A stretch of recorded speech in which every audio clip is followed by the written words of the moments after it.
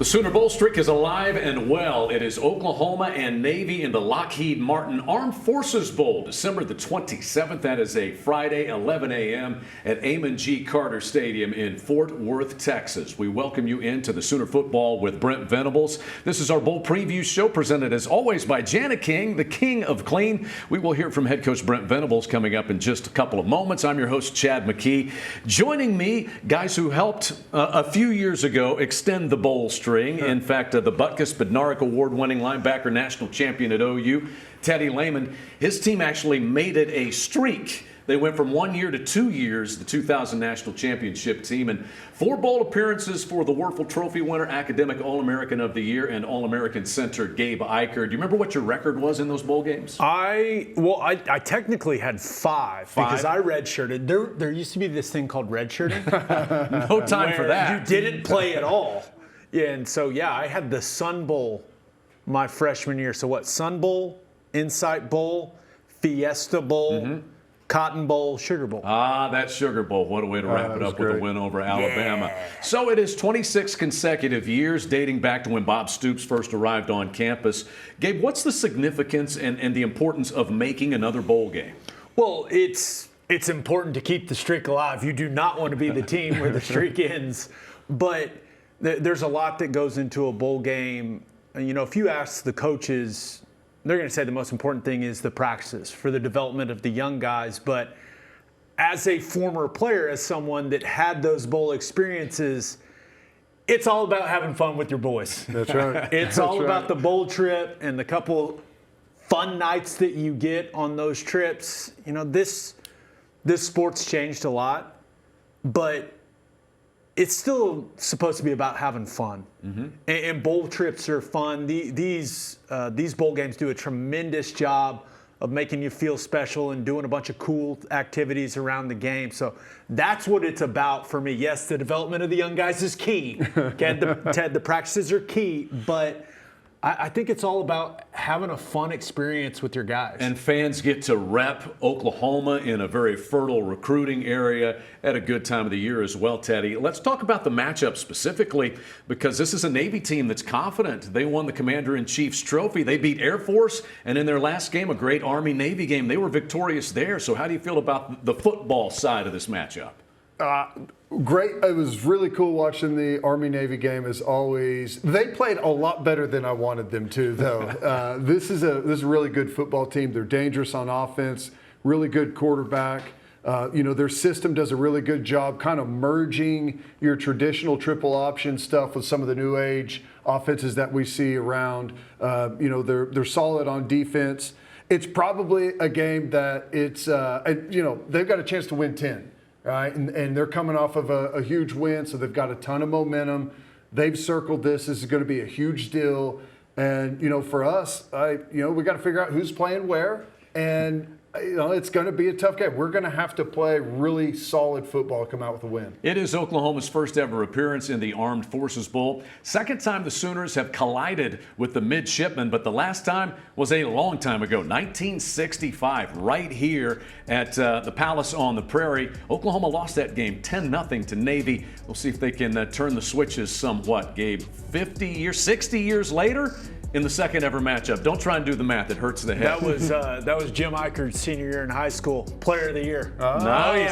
Yeah, that's my 1965 It was a reference. good year for your dad, but it was a 3-7 season for the Sooners that we would like to forget otherwise. Up next, head coach Brent Venables standing by with Chris Plank on the Sooner Football with Brent Venables preview show for this wonderful bowl game in the Armed Forces Bowl. And our preview show is presented by Janet King, the king of clean.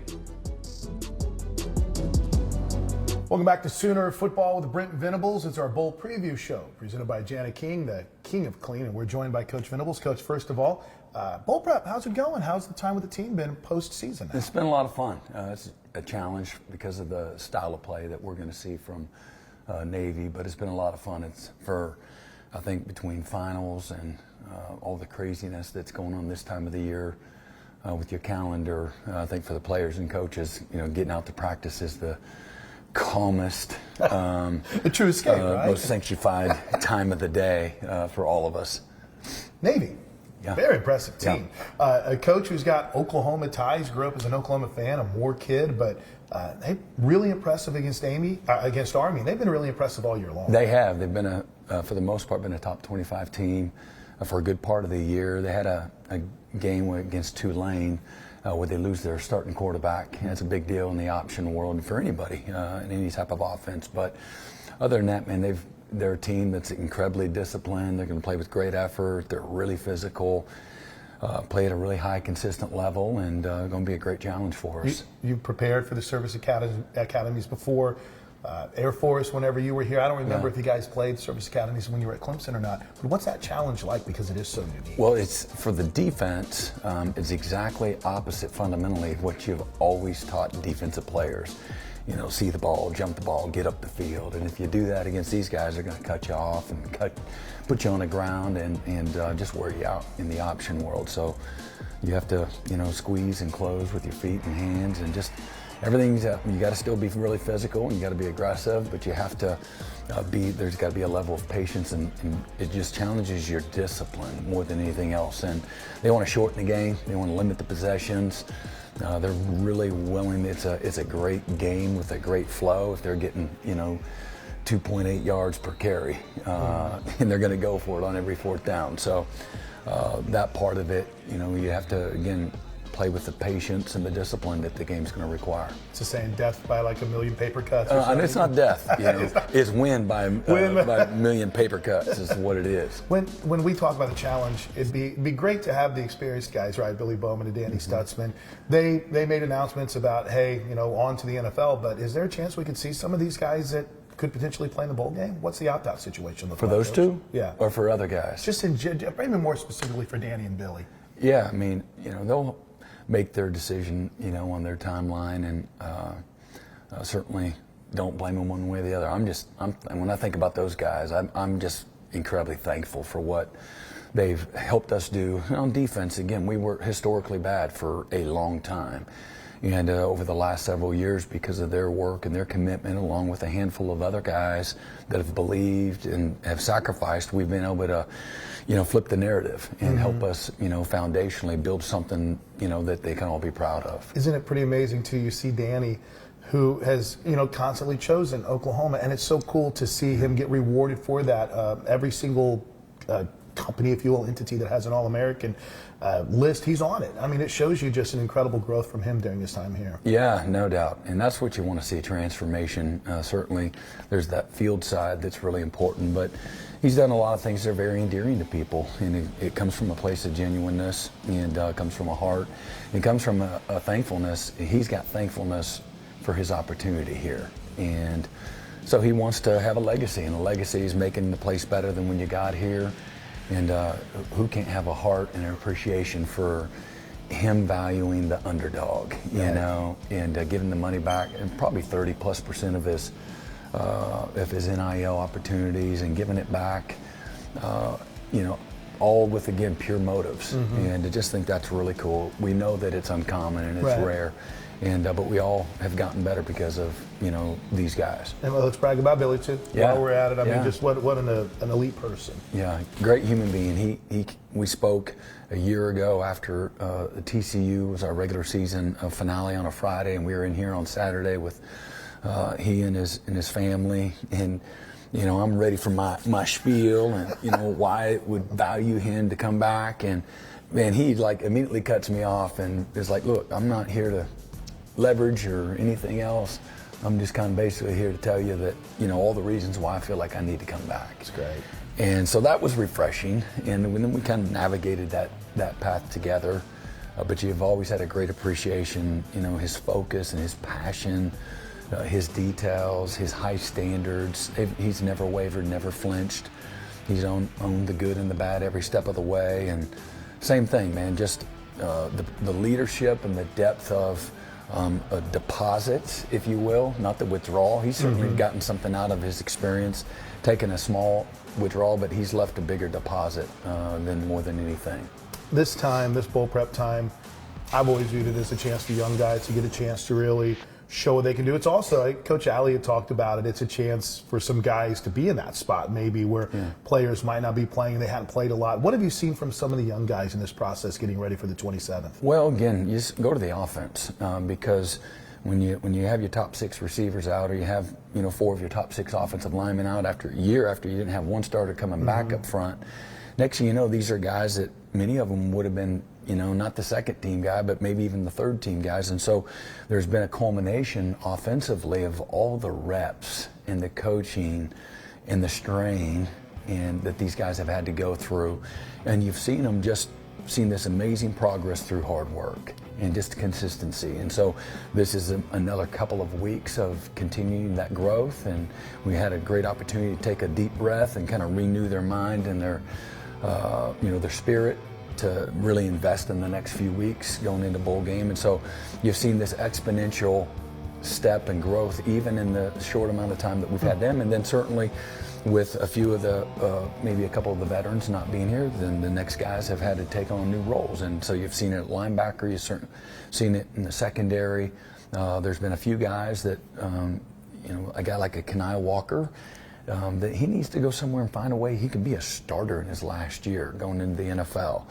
And so that's going to give even more opportunity for us in the secondary at corner as well. So real opportunity for a lot of guys to get more of reps where we're counting on them to go in the game and help us win. And we already saw an Eli Bowen, a freshman, that took advantage of that during the season. Now, I'm curious, before we wrap our first segment here, Coach, what is the balance like between Ben Arbuckle coming in, you have a new offense, and then also preparing for this bowl game? Because I'm assuming Ben's not calling plays in the bowl game, right? Or is he?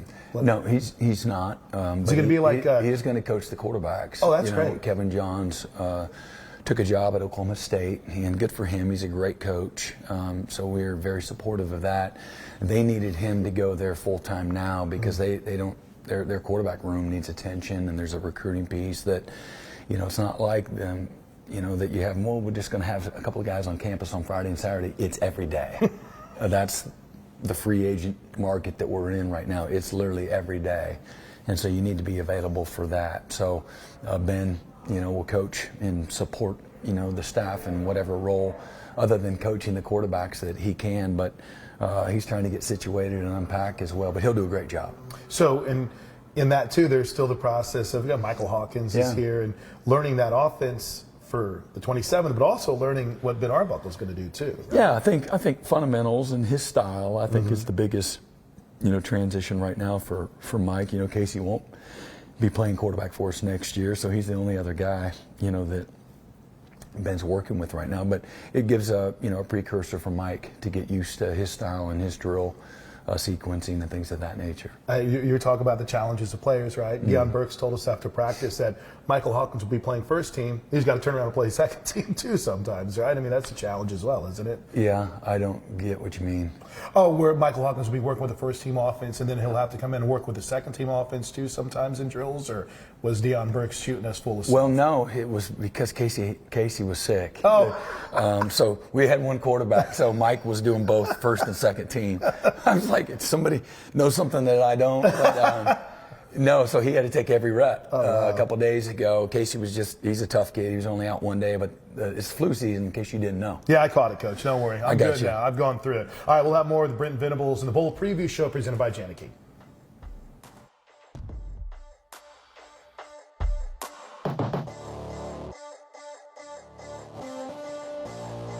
Welcome back to Sooner Football with the Brent Venables. It's our Bowl Preview Show presented by Janet King, the King of Clean. Coach, the portal's real. The calendar is a challenge. How tough is this for you and your staff right now? Yeah, well, again, it's a challenge that we embrace. And everybody in college football is going through the same type of challenge where you have a retention, you have acquisition, you got bowl practice, you're adjusting on the fly. It's flu season too. Yeah, we already said. We learned that Casey used to practice. So we had several guys and like, well, where's so-and-so? Where's so-and-so? Well, he's got the sniffle. So, but you just, adjust and adapt on the fly. But I really do enjoy it. It's a competitive thing. We've got a lot to offer. We've got a great staff, a wonderful, opportunity for players that because of the way we've recruited the last 4 years. I think that's attractive to a lot of players, that maybe I could be the missing piece, or maybe as a young player there's a real opportunity for me to go to a school like Oklahoma and be able to contribute, jump into two deep right away and have an opportunity, to see if I can become a starter. So that's fun even for me too, just looking here, what January 11th, when these young guys and transfers move on to campus full time. But building all of it is a great challenge. But we've got a wonderful staff. We're all, cleats are all 10 toes are in the ground right now. Speaking of that, 10 of the toes that are in the ground that are really fast are Deion Burks. And great video that was filmed right in here. Yeah. He had me going for a while whenever he brought in the jersey. I thought he was trying to leave us. Me too. Good. I'm glad I wasn't alone. What does it mean to this team to have him back and to see him engaged as he is right now? Yeah, well, again, his motives are pure. He knows there's and he had, as I said, he had a really good draft grade, but he wanted to get better. He wanted to improve. This chapter wasn't over for him, and in his mind, he left a lot to be desired, and really didn't get his opportunity. From health to just some of the situations, it was very unique, and so he wanted an opportunity to have some redemption, get better, improve, become a leader, and have an opportunity not to just play in the NFL, but stay in the NFL, and different mindset. And so he's looking for longevity, but had great self-awareness. His dad, Daniel, was a great, probably, source of advice for him too, and the things that his dad could see is like, I want my son to continue to grow and mature and be prepared for the biggest challenge from a football standpoint, the biggest challenge of his life that's down the road. And so I have a great thankfulness and appreciation for Deion and his motives. I probably should have followed up when we were talking about roster numbers. 105 is real too, right? The roster numbers. How has that affected you? What's that process been like? Well, and it's like I said, I've told the team, over 12 months ago that this day was coming, and there's going to be a lot of hard, challenging decisions, and everybody has a role into how those decisions play out. And the years of, the whole roster full of guys are going to be there for 4 and 5 and 6 years. It's just those days are over for the most part. And it's not only to get to 105, but also is to position your roster in the best way possible. And there's no, you don't have any kind of real logical data to lean in on, or let's just do it like we did, right. a decade ago, No or like they did. There is none. And so, but at the end of the day, you look, okay, where is it on your roster? Where can you get better? And so, not only just to get to the 105, it's really, all right, get to 85, but you have to be at 85 when we come back January 11th. And how do you find the best 85? And so, even some of that is, it's making some really hard decisions with some guys that you've been bringing along, but they're not quite there yet, but you can get a veteran with some experience, and it may not be from Alabama, but it's from another school, but he definitely, if you compare the two where they're both at, this guy can make you better, and maybe even for the same amount of money. And so we have some help for us to be able to manage all of those things from a financial standpoint and a cap standpoint. There's a lot that goes into that we've positioned ourselves to have good information when we're making some of those decisions. But so again, you're going to have to have some processing.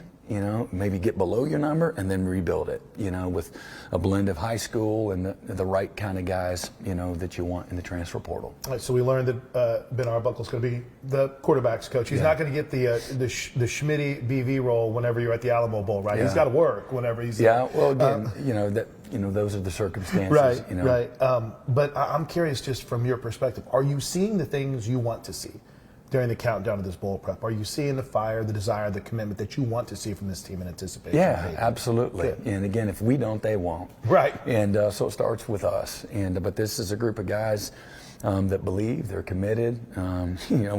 We got over 100 guys that have been out here at practice. I know most people think that we don't have anybody left, but unless guys like Jaden Jackson and right. Dom Williams and Ethan Downs and Robert Spears and Eli Bowen and Kobe McKenzie and Kip Lewis and Pretty good Troy. list of guys. I can keep going. I can keep going. And all the guys that we've recruited that love Oklahoma, that are fighting and scratching for this university and our football program, and will be great ambassadors for this program. So there's more of that than not. Yeah. Two more quick ones. I'll let you get out. Number one, do you believe in the carrying over the momentum, building the foundation in bowl season? Is it something you feel like that momentum can carry over? Yeah, I think the rhythm of practicing and investing and how we work, how we do what we do, how we show up to meetings every day, how we go and compete every day. Everybody's practicing, but not everybody has purpose and intention when they're there. And so we got a young football team that we're dealing with. We lost several veterans and several experienced players here over the last few weeks. And so these guys are paying attention to everything. Are we continuing to reinforce, our standards and how we practice, the mindset, the attitude, the toughness, the intensity, the detail? Are we making sure we're doing all the little things right? Because that carries over. That always travels from one year to the next. And so you want to continue to be really good at the basics and don't compromise in any way, shape, or form. Because that'll carry over into the out-of-season program that we're starting up on the 13th of January, be day one. Final question. I think we've learned this, but key to victory come Friday, December 27th. Minimize turnovers, good tackling, assignments. Yeah, again, discipline, the physicality, the fundamentals that are going to be incredibly important in this game, particularly on defense. We got to play great on defense. And then, this is a team in Navy in this style of play that you have to take care of the ball on offense. And to give a team like this additional possessions is usually doesn't bode well for you. So ball security is always important. It's the number one predictor in winning and losing in this sport, but it's even more important with the limited possessions that you're going to have in this game. So you got to show up with the passion and the toughness. What I know is Navy, we're going to have the whole world going against the Sooners. I know, right? It's us against America. And so with the underdog, once again, from that standpoint, no, but our players recognize, they watch, it really went exactly to script. Watch how Navy and Army compete with each other. So you understand the mindset. That's a group of men that are committed. They know what sacrifice looks like. They know what, work ethic and punching first and trying to punch last. They know what that looks like too. I mean, they've set the bar, and so watching those guys do that, I didn't have to say much. We had our best bowl practice the very next day on Sunday after watching that game. So our guys recognize the challenge and they're going to embrace it. By the way, who is rooting for you? My son goes to West Point. Everyone at Army is rooting for you. So you got Army on your side. That's the only other Americans other than Sooners that are rooting for us. So thanks, Coach. Appreciate Good you. luck and happy birthday. Yeah, thank you. We'll have more of the Sooner Bowl preview with Brent Venables coming up, presented by Jana King. Thank you to our partners, Jana King, the king of clean. Air Comfort Solutions, your total home solution for plumbing, heating, air conditioning, and electrical. Make the winning call today. Taco Mayo, big appetite, bigger savings. Download and save today. Pizza Hut, no one out-pizzas the Hut.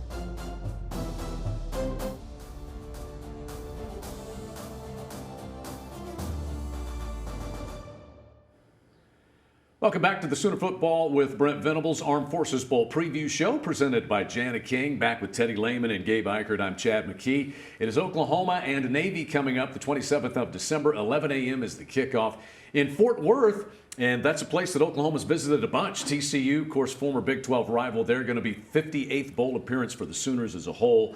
Lots to kind of digest with Coach Venables and Chris Plank there. Much talk about transfer portal, roster building this time of the year, while you're still getting ready for a bowl game. Teddy, take us back through maybe the couple of most interesting things you heard the head coach talk about there. Well, first and foremost for me was that Ben Arbuckle is going to be coaching quarterbacks. I thought that was awesome and a great development, an opportunity to get a jump start working with Mike Hawkins throughout this bowl prep. And I think it'll be also a good thing for him to kind of see what these guys have done, what the language of the current offense is, and maybe get a better idea how to transition the football team a little bit better into what it is that he's going to do. And then I thought it was funny, Venables said that it's us against America because everyone is going to be pulling for Navy, which is so true.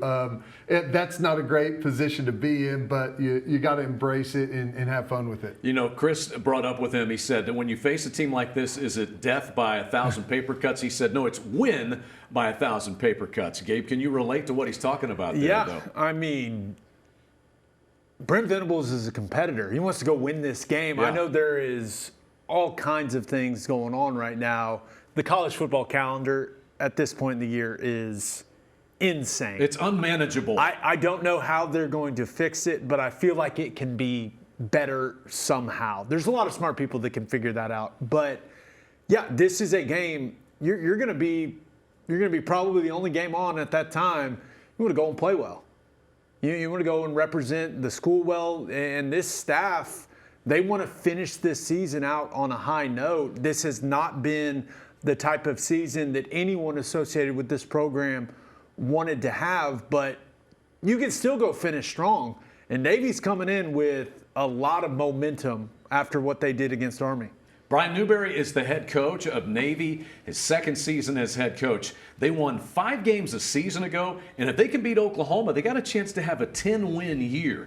He is a fellow who is a native of the Oklahoma City metro area, went to Westmore High School, played defensive back at Baylor, was hired as defensive coordinator in 2019, and then became the head coach in 2023.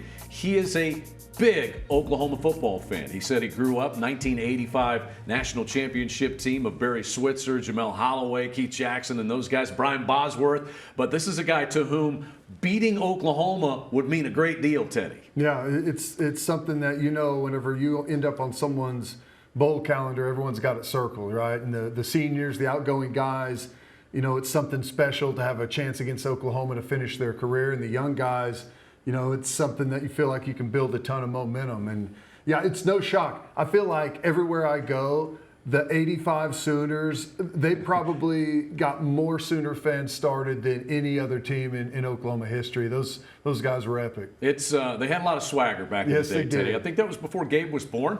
5 years before I was Yeah, born. thank you for confirming that. One of my great childhood memories. But you talk about this Navy team, and we traditionally hear Armed Forces team, and you think, well, it's the triple option, it's assignment football. What is their variation of what the quote-unquote triple option is? Because it's not like maybe what you're thinking of.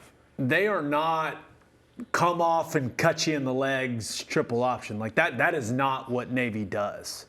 Now, they have all the tradition triple option wrinkles that you see from the academies, but Drew Cronick, their offensive coordinator, has added all kinds of different elements to this offense. They really do a little bit of everything, which is what makes the preparation so tough. Along you combine with all the shifting and motioning that they do. I mean, this is an offense that is very complex. Now, they've got smart, disciplined players, so that's why they can do it the way that they do, but you're going to get option, you're going to get gap scheme runs, you're going to get zone runs, you're going to get a bunch of different quarterback misdirection runs, you're going to get drop back pass game from Horvath, and he throws it much better than a lot of triple option quarterbacks do, and it's just a lot to defend. You have to prepare at an extremely high level, but the key to defending Navy is beating them up at the line of scrimmage. Blake Horvath, you mentioned the quarterback. He is a candidate for National Player of the Year. One of the reasons they were 5-7 a year ago is he missed 7 games. This year, he got a little banged up against Tulane. That was a thumping that they took on the part of the Green Wave. But this is a guy that, when he is healthy, he is as good at fitting an offense as anybody in the country, isn't he, Teddy? He's a winner, and that shows out in his record. And you know, he is everything to them on offense. It's all generated around him. You know, you see all of these quarterback keepers, quarterback sweep, quarterback lead. You know, and then everyone gets enamored with him running the football. Looks like it's quarterback sweep, and you know, one of his lead blockers takes it vertical and runs down the sideline. They pop it over the top on you. So it's very difficult to stay responsibility sound and try and play hard, aggressive defense. And, we heard Coach Venables talk about that a little bit. It's a little bit opposite of what you typically do, where you want to penetrate, get up the field, create some chaos. This is almost more like defending basketball-wise. You're kind of lateral. You got to kind of stay at the line of scrimmage, and you don't really want to commit to any one option too much. You got to be able to play all of them, and he just does a fantastic job orchestrating all of it. Gabe, you see Horvat's rushing numbers. He's got over 1,000 yards, 15 touchdowns. So he's by far the biggest weapon running the football. But they also have Alex Teska. And as you were telling us earlier, anytime you got to deal with a running back with the number 46, you got your hands full. Just not where you want to be. Just not. He's a fantastic football player. Now he's their fullback. That's how I look at him, but he's a very athletic guy. They will line him up at running back and hand it to him in their traditional run game.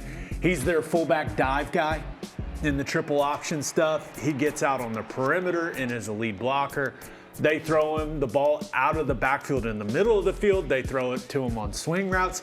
They do everything with this guy. It's kind of how, and everyone compares people to Kyle Juszczyk at San Francisco, but when you think about all the ways that the 49ers use Juszczyk, it's kind of similar to that, where you go like, wow, they just use this guy in an incredible amount of ways.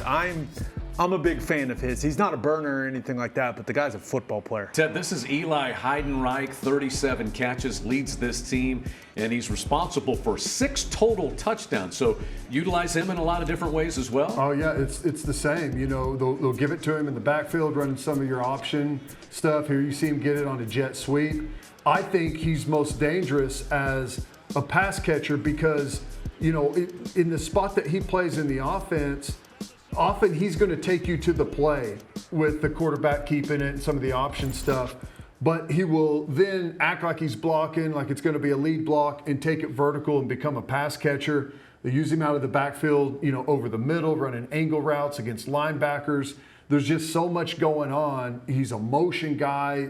He's kind of one of the lead guys in their shift stuff. So you just have to really stay attuned to all the different ways that they can use him. Defensively, very good at taking the football away. Deshaun Peel is a guy who has 5 interceptions. These teams have 2 common opponents. They both beat Temple. Oklahoma was able to beat Tulane, while Navy lost to them. We'll have more on the Sooner Football with Brent Venables Armed Forces Bowl preview presented by Jana King.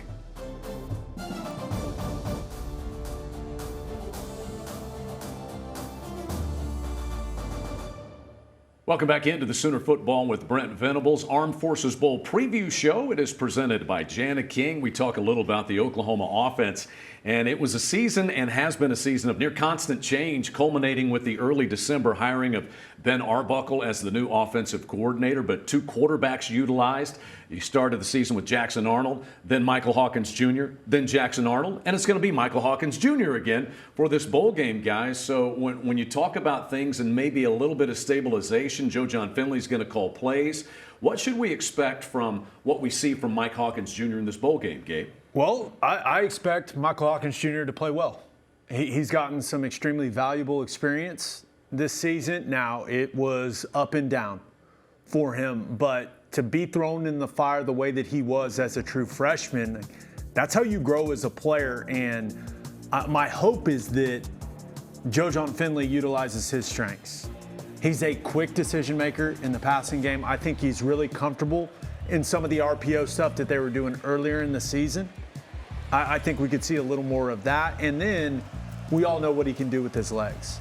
You got to get him on the move. You got to let him be a part of the run game. You have to make Navy's defense think about that as well. Like, that has to be a threat that they are constantly worried about. So I think that they're going to have a great game plan to play to his strengths. Yeah, and I think, when you think about the extended preparation time and kind of look at how the end of the season worked, whenever we had a little bit more time, the offense came out, did some unique things, had some specialty plays and specialty formations. And I would expect the same with this bowl prep against Navy. You've got an extended time. You get to really think about Mike Hawkins being quarterback. How can you best utilize him? What stuff did you have success with towards the end of the season, and how can you build some of that and really tailor fit it to what he can do? Navy defensively has been very solid. In fact, very good at forcing turnovers. You know, you think about it, they play somewhat limited possession football games. They have 31 takeaways on the season. 17 of those are interceptions, which is tied for third most nationally. I mentioned Ben Arbuckle is going to come on as offensive coordinator, but it's kind of an advisory and just a watch and see type of thing for him, as Joe John Finley is going to call the plays. And you wonder about playmakers. You know, Deion Burks has announced he's coming back. Wonder about the health of Javante Barnes at the running back position, Teddy. But overall, strategically, as a game plan, what do you think Oklahoma will try to do to attack this Navy defense? Well, I mean, what you said there at the beginning, the turnover factor for Navy, good at forcing turnovers, Achilles heel for us this year. And, you know, this game, as much as any, turnovers are a killer. If you turn the ball over a couple of times, and their offense is out there on the field, that's exactly what they want. They want to drain that clock. So we've got to have really good management there. But, you know, I think Navy has some vulnerabilities in the secondary. If we can run the football well early, establish the run, there should be some opportunity for some plays downfield. Yeah, lean on this offensive line. We saw that group improve. I think when you look at Navy's defensive line, they're an undersized group, especially when you compare to some of the defensive lines that we've seen in the SEC this season. So OU's offensive line has to create movement at the point of attack. They have to run it efficiently. You add what Hawkins can do as a runner on top of that, and if you can run it well, there are going to be plays, there are going to be shots that you can take down the field, because I don't believe Navy runs particularly well at the corner position. Well, we'll see if Oklahoma is able to get good utilization out of Deion Burks. It appears that he is going to play the bowl game, and good news is he's announced he's going to come back for another season in Norman. As far as the defensive side of the football, we'll see about the opt-outs. Who plays? Will the All-Americans be in the lineup? And I'm talking about Danny Stutzman. I'm talking about Billy Bowman. One way or the other, Oklahoma is still fairly intact on that side of the football. What does it look like headed into this Armed Forces Bowl? We'll have a preview of the Sooner defense when we come back.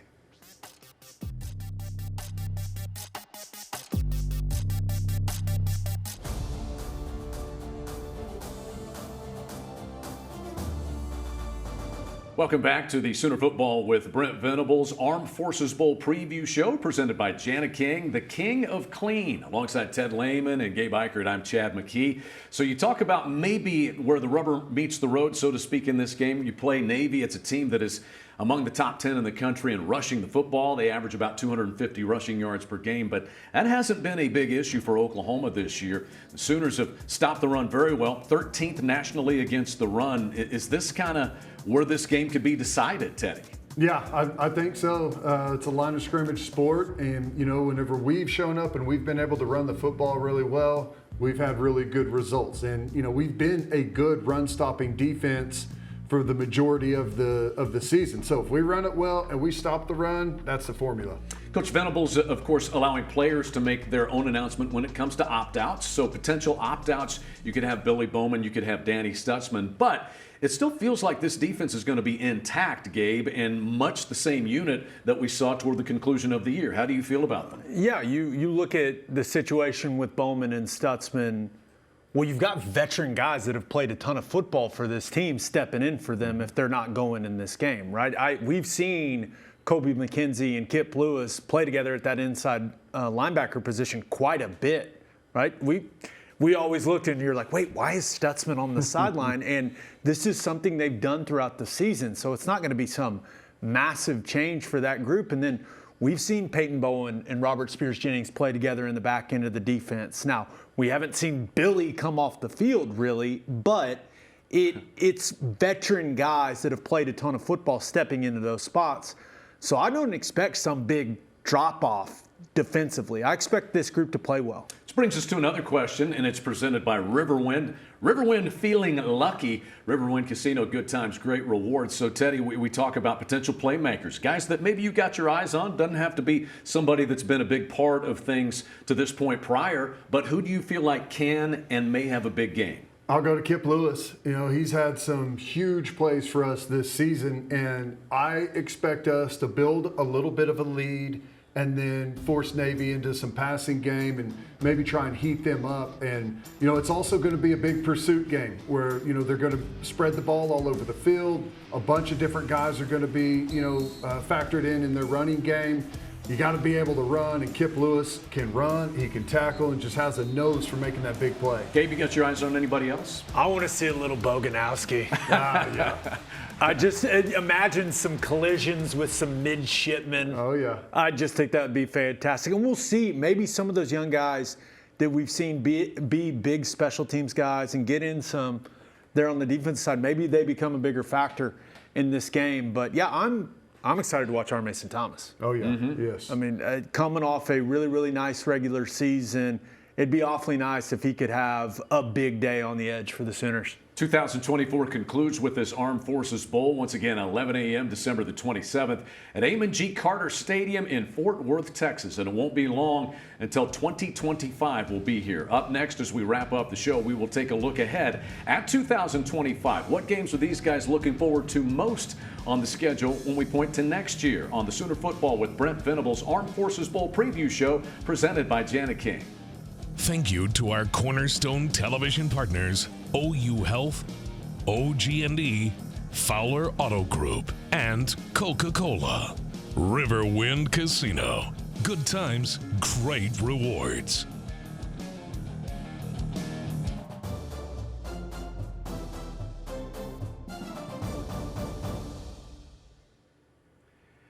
Back with you to wrap up the Sooner Football with Brent Venables Armed Forces Bowl preview show presented by Jana King as we take a look at the upcoming schedule in our final segment, which is presented by Mathis Home, official furniture partner of Oklahoma Athletics.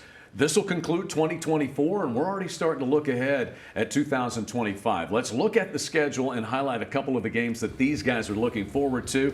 And our schedule is presented by Jana King, the king of clean. Non-conference duel with Michigan. Woo! Last year's national champion coming to Norman. Is that the highlight for you guys? No. No? Well, road trips. Home game wise for me, I think that's going to be awesome. Seeing that Michigan uniform here, ton of history with that program. You know, I don't know the last time we played them or when that was, but that's definitely going to be an awesome way to start the season. You got your eyes on at Tuscaloosa, right? No, Knoxville? I'm at Tennessee. Yeah. I've been heard, there. It's unbelievable. I haven't. My ears are still ringing from I've that heard game. all the OU fans that were at that game have just talked about that place like it's incredible. So I'm very excited to go to Neyland Stadium, and then Auburn to open the SEC slate. Oh. They the may transfer have- portal's made that interesting. It's made it very interesting. If Jackson Arnold comes back and is starting that football game for Auburn, I mean, there's going to be quite the buildup. Ted, you've played at Tuscaloosa, though. What are we in Played store for headed there? It's been a long time, and I know everything there has changed. So that's going to be an awesome trip. Tennessee is amazing. Everything around that stadium is great. But for me, going to South Carolina, a lot of people talk about that as one of the most underrated venues and destinations in the SEC. Going out there, I mean, they're going to have a really good football team, but that's going to be a really cool spot. We've got to give Beamer some payback for this year. Have to. We're coming for you, Beamer. But I also think that LSU game to end the season, I would love if that became an annual thing. Right? I enjoyed that this year when we went to Baton Rouge. I'm excited to see it on the schedule again this season as the last game of the year. And we've had a few guys go over there. Yeah. So that makes, I think that aspect of things makes things very, very interesting. So interesting when you have many games that you point to. We didn't even mention Texas, which is always a huge that's game. a given. Yeah, we just get to have a that every holiday single around year. here. Don't forget, it's Oklahoma taking on Navy in the Armed Forces Bowl, 11 a.m., December the 27th in Fort Worth, Texas. For Gabe Eichert, Teddy Lehman, for Coach Brent Venables and Chris Plank, I'm Chad McKee. Thanks for watching the Sooner Football with Brent Venables preview show presented by Jana King, the King of Clean.